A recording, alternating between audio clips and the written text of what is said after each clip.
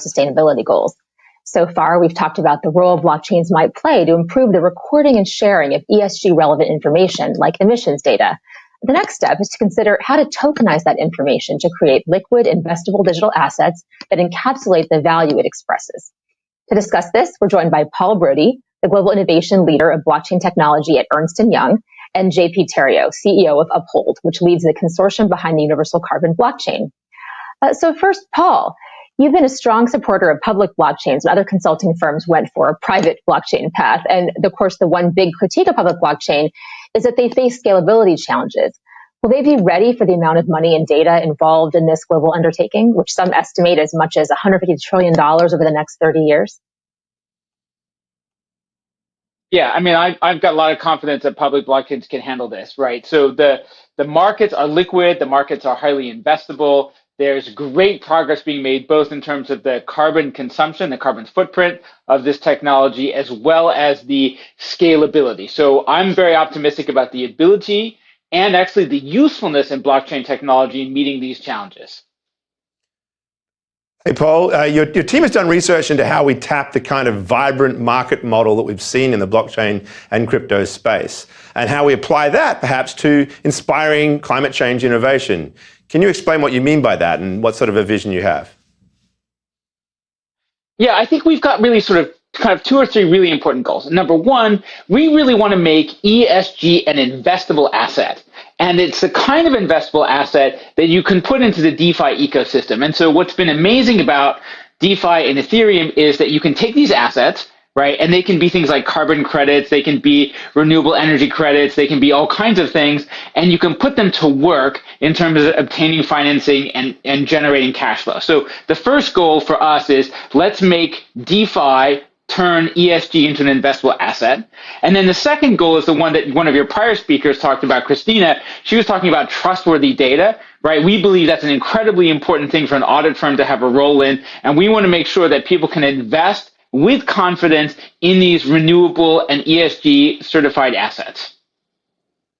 So, EY is one of the big four accounting firms. And, we've often talked about how the world of auditing, the jobs of accountants might change in a world of blockchains.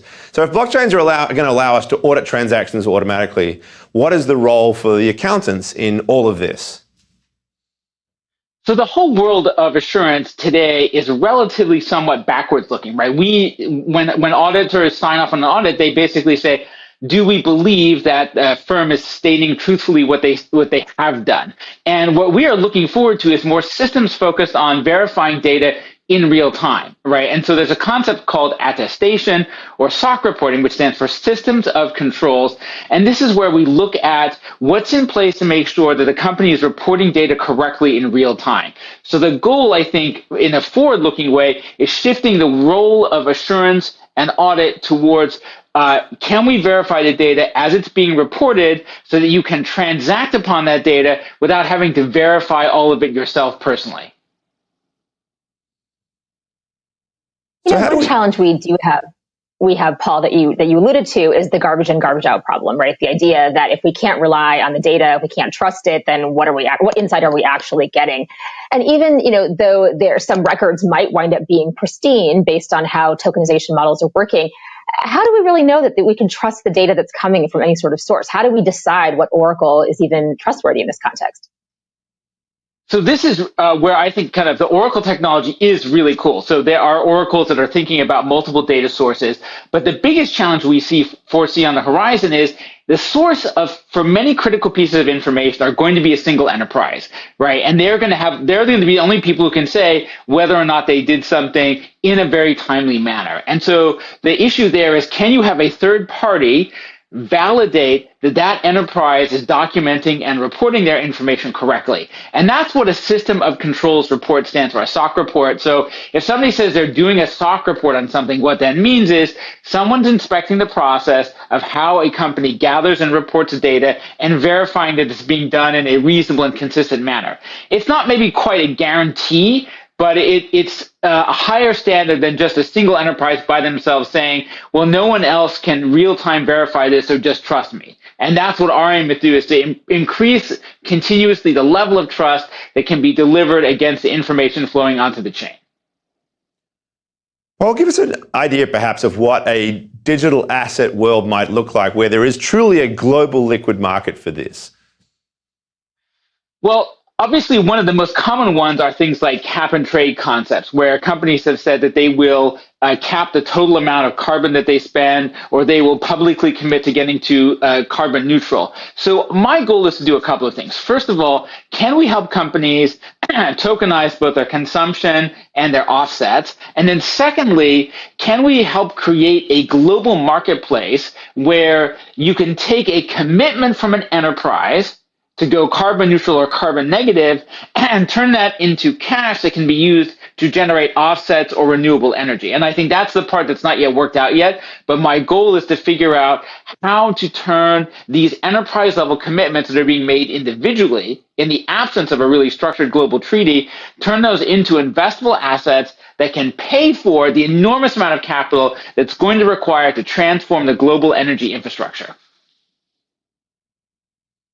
And do you think, Paul, that there is agreement from a wide enough, let's say, variety of actors on, what data is needed and what kind of form this reporting needs to take and what these standards ought to look like?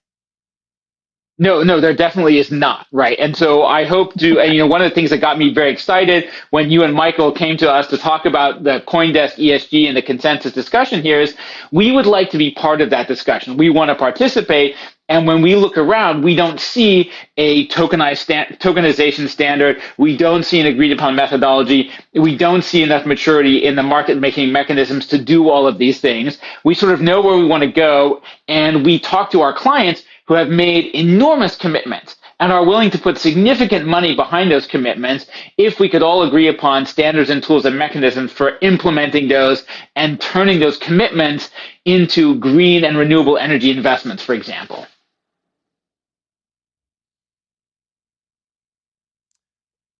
Yeah. Well, thank you to Paul Brody, Innovation Leader of Blockchain Technology at Ernst Young. And unfortunately, we didn't get to talk to JP Thero, who's the Uphold CEO, would have given us some insights into what they were doing. But Paul, it was a pleasure to talk to you. And thank you for your interest in this project that the World Economic Forum and CoinDesk is spearheading. So